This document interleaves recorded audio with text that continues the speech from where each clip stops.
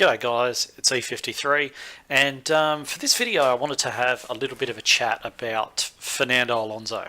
Obviously the dust has settled from Abu Dhabi now.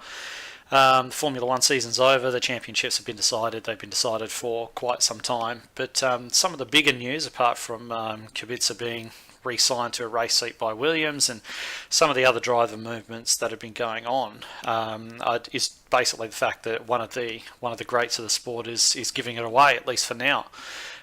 So I wanted to have a little bit of a chat about what that actually means, as far as not just the end of his Formula One career for now, as they say. I think he's leaving the door open to a possible comeback down the line, but what it actually means for Formula One, what it means for his team, and basically what his legacy is going to be, as far as what he leaves behind versus when he arrived.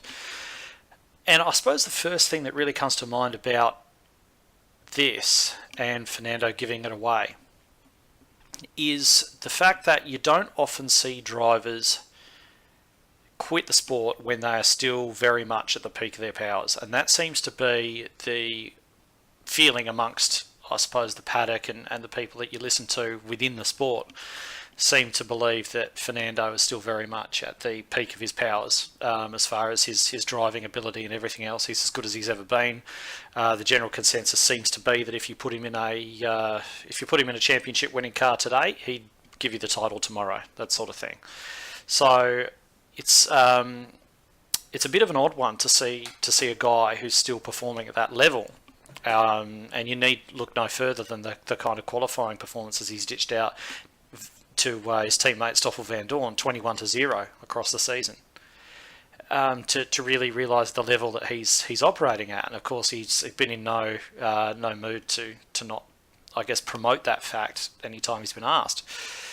But you look back over history, and there haven't been too many drivers who've done it. You know, I'm reminded of Alain Prost and Nigel Mansell, of course, who retired the year after they won the championship. And I'm not talking about, obviously, Mansell's short-lived comeback, but I guess the end to his main career. But those guys had been in the sport for a long, long time at that stage, as Fernando has. And I guess that, my personal feeling is that Prost was sort of at his best in between sort of 85 and 90, whereas Mansell was at his best probably even before he won the championship. You're looking at probably his Ferrari years, and the seasons he had immediately prior to that were probably his best. And the sport, to a point, almost sort of, I almost get the feeling that they are on the verge of, not so much Prost, but maybe Mansell getting on the verge of being left behind, and they knew that I guess the overriding feeling is that they'd achieved everything they wanted to achieve, whereas Fernando always sort of had more to achieve. He always had that stated goal of winning the championship for a third time. He had that stated goal of winning the championship with Ferrari. Neither of those things happened. He also had the stated goal of taking McLaren Honda back to where it should be, and that didn't happen either. So there's always been this feeling that he hasn't accomplished everything that he wants to accomplish, and he certainly isn't being forced out. So, and the reasons that he's giving for leaving is the fact that he's not overly happy with the direction the sport has taken, and I think that's a remarkable thing for a series of the status of Formula One, as in he's not happy with the sport anymore. He no longer wants to be in the sport because of the direction the sport's taken. He doesn't like the hybrid engines, he doesn't like this, he doesn't like the other. It could be a lack of competitiveness. But the main thing about it is, though, that he's saying that there's no chance for the guys in the midfield to catch up to the guys in front. A lot of people are saying that it's always been that way. There's always been one or two, or possibly even three teams right at the front, and everyone else has been left fighting over the scraps. But I'm not actually sure that's what he means. I've got a feeling what he actually means is it's not a case of he can't challenge for the victories in a race, any individual single race that he goes into. But there's nothing on the horizon to think that McLaren, Williams, or any of those guys down there in the midfield can ever actually bridge that gap, because development's so restricted, everything's so restricted and so regulated in terms of what you're allowed to change once you've actually designed and built it, that he doesn't see an opportunity for McLaren, I guess the team he's in, to ever get their way back to the front. So he doesn't want to waste any more years doing it, which is, I guess, a fairly scathing assessment of where things are at currently in Formula One. And I just find it sort of disappointing that it's got to that stage for him. That one of the best drivers in the sport, one of the greatest drivers ever, in my opinion, is leaving just because he's got no chance to compete. And you can say everything that you like about his team decisions. I mean, obviously the decisions that he's made as far as which teams to go to bring him that third title, that none of them have worked out. And if you look at things in hindsight, you can see where the competitive cars were, but obviously he took the decisions that he made, and he's always stood by those decisions, I think. The state of it right now is the fact that I think Ron Dennis was quite right when he signed up with Honda, and he said it's impossible in this modern era to win a championship unless you are the dominant recipient of a manufacturer's efforts.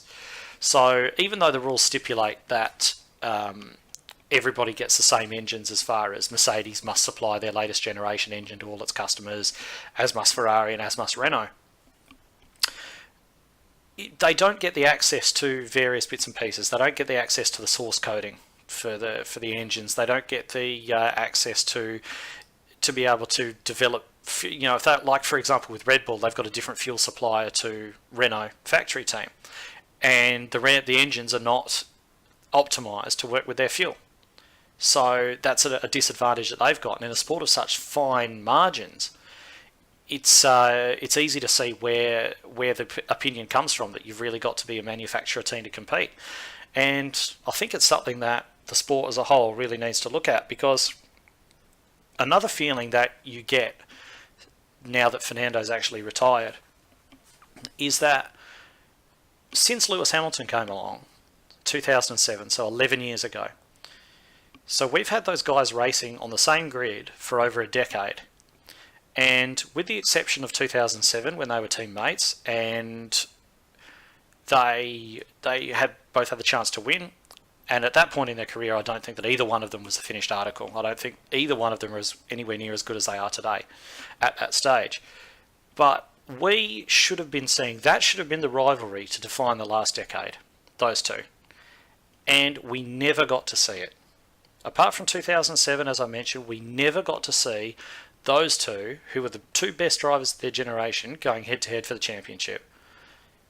And I think that's a massive shame. I think fans all around the world have been robbed of that, of seeing this battle between these two awesome drivers, the two dominant figures of their generation.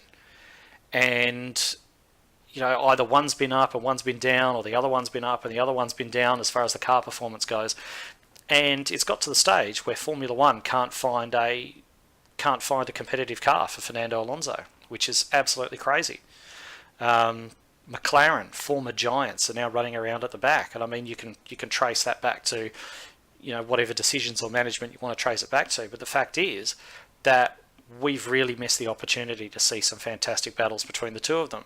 Not much unlike how everyone wanted to see how the Senna-Schumacher battle was going to play out, but unfortunately Senna got killed before we had the opportunity to see that. And it's the same thing, but I suppose less tragic, because nobody actually got killed. But the fact that neither of these guys have been able to go head to head for a season championship, when realistically they should have been battling each other for the last decade, is a real shame. And I think it's something that we've all missed out on. I think it's a fairly stinging rebuke on Formula One for that to be the case, that they've created this scenario with the current regulations and everything like that, that one of the greats of the sport is essentially forced to walk away. They lose Fernando Alonso to the sport because there isn't a car for him. There isn't a car that's going to allow him to show his talents, so he may as well race somewhere else. It's a loss to Formula One. It's going to be a gain to wherever else he races, and it's going to be odd next year seeing the grid line up without him. That's for sure. But in terms of what it actually means for McLaren, I think it's actually a bigger worry for his team, McLaren, because Zak Brown's obviously bent over backwards to keep Fernando in that team. And it's not just because Zak seems like a nice guy. It's not just because those guys get on very well. It's because by having Fernando Alonso in that team, or any tier one driver, I mean, it could be, it could be Hamilton, it could be Vettel, it could be Ricciardo, it could be Verstappen, anybody that happened to be in there who's an absolute proven race winner. By having Fernando in that car, it gave the team the appearance to, sponsors or whoever else they may be sort of dealing with, certainly the outside world, that they were a sleeping giant. Fernando's seat there and the fact that he was driving for them gave them credibility. It gave them the appearance of being a sleeping giant, a team that's just, going through a trough and is on the way up. Having Fernando in the car was a statement of intent from McLaren that they were going to get back to the front. Now that he's not there, and they've signed Carlos Sainz Jr. to replace him, obviously, he's a great driver in his own right, but he's never won a race. And a rookie, Lando Norris, who's come up through their driver program, who they seem to rate very highly. Time will tell. I think every rookie that comes through a young driver program always gets rated highly, and we always get told that they're the next Ayrton Senna. And of course, it very rarely turns out. So I'll reserve judgment on Lando Norris. But with these two drivers, with these two new drivers in the team, neither of them are proven race winners. Neither of them are going to be a massive draw card for sponsors or anything. And it just leaves them with that appearance of a team that has now resigned itself to the fact, much like I think Williams did a few years ago, that they're no longer a force. I mean, I think they want to get back there for sure, like every other team on the grid, but I think not going after, and they didn't even really attempt to sign another front-running driver. It's really almost, I guess, a public acknowledgement from them that they're not a force anymore. And I guess the best comparison for that is what's happened at Williams. Who was the last truly world-class driver they had in that car? Probably Juan Montoya, if you're going to look back that far to the Williams BMW era. They had Nico Rosberg since then, who went on to become world champion, but he certainly wasn't a world champion at that stage. And I think McLaren, if you look at their bodywork, they've been struggling to sign sponsors anyway. I don't think the loss of Fernando is going to help. And I think that Zach Brown would have done everything in his power to keep him. But what they could have done is build a better car, and they didn't do. So I think it's a worrying time for McLaren at the moment. They're obviously trying to keep Fernando well and truly locked down at McLaren by, I guess, financing his IndyCar, Indy 500 adventure, letting him do everything else that he wants to do, provided they're able to call him back in should the car be competitive, should they get a competitive car later on. So whether that happens remains to be seen. I think we've probably seen the last of Fernando in a Formula One car personally, as much as I like to think that's not the case. But in any event, that looks like certainly the way it is for now, and time will tell. So I suppose it brings us on to the next part that I mentioned we were going to talk about, which is what is his legacy? What does he actually leave behind in Formula One? I guess he leaves behind the overriding impression that he probably should have had more wins and championships. I think everybody would agree with that. I think he's only, if he'd scored 8 more points in his career at one stage or another, at the right points, he would have been a 5-time world champion. He's missed out on 3 world titles by a cumulative total of 8 points, which is just insane when you think about it. So, and I think if he were a 5-time champion, or even a 4-time, or even a 3-time champion, it'd be a better reflection of what his status is in the sport. But he's left with the 2 that he got very early on, and the rest of the career was a struggle. So I think there's a feeling of definitely a feeling of unfulfilled potential around his retirement. But I think one of the biggest things as far as Formula One is concerned that he leaves behind is, I guess, a massive interest from his home country of Spain. Because when he showed up, I don't believe there'd ever been a Spanish race winner in Formula One before. I think I'm right in saying that. And there certainly hadn't been a world champion. And I guess Spanish interest had always sort of rested with rallying, WRC. They had Carlos Sainz there, who did very well, a couple of other very notable guys in there, and obviously MotoGP or Grand Prix bikes as they were known years ago. and they'd always had a number of riders and still have a lot of riders from that part of the world in MotoGP. But Spain, I guess as a country, had always largely ignored Formula One because there weren't any Spaniards in there doing anything. But now Fernando's come along, they've got that massive interest in Spain. I do wonder whether Carlos Sainz Jr. would have come into Formula One if not for the fact that Fernando was there. You know, maybe he would have followed his father into rallying. Maybe he wouldn't have had an interest, but he began to follow the exploits of his countrymen in Formula One as he was growing up, and decided to follow that career path. So, you know, perhaps that's something we can chalk down to the Fernando effect as well. I'm not sure, but I think sort of ongoing, his legacy is something that's actually yet to be written.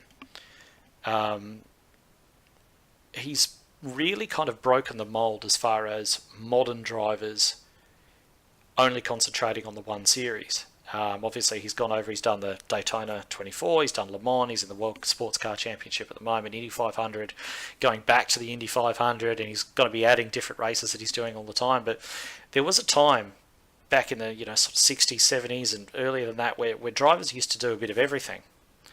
And when that used to happen, it's obviously a whole lot of interest, a great deal of interest for the fans and people that follow it to just get a bit of an idea of other sports. And if your favourite driver goes over to have a go at another sport, you tend to watch it, you might like it, and so on. So it's a great marketing tool for other sports, but they seem to have their contracts fairly well bedded down these days to stop them going off in other series and hurting themselves. I mean, to look at what can go wrong, look no further than Robert Kubica, who was pretty well guaranteed to be joining Fernando Alonso at Ferrari before he had his rally accident and nearly lost his life and very nearly lost his arm and everything else.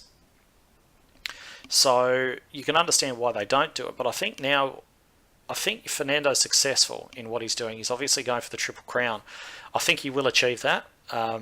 Whether or not he achieves that this time round, I'm not sure, because I guess the first time that he was there, he was partnered with a very experienced team, Andretti, and I know that they have control chassis, and I know that they can have engines that are obviously that the teams can't really work on or modify. They're the same for everyone, but that just means that a big team spends more resources working on the stuff that you can change, and I'm not sure that a group of people brought together from all over the place and called McLaren going to Indy are going to be able to provide Fernando with the expertise that he needs as a guy who's only got the one race under his belt himself to actually get it done. So it would have been nice to see him hook up with Andretti again, but I think with the Honda issue that door's actually closed to them. So they're going it alone, and that remains to be seen. But I think if he's successful, not just in the Triple Crown, but in the other things that he wants to do,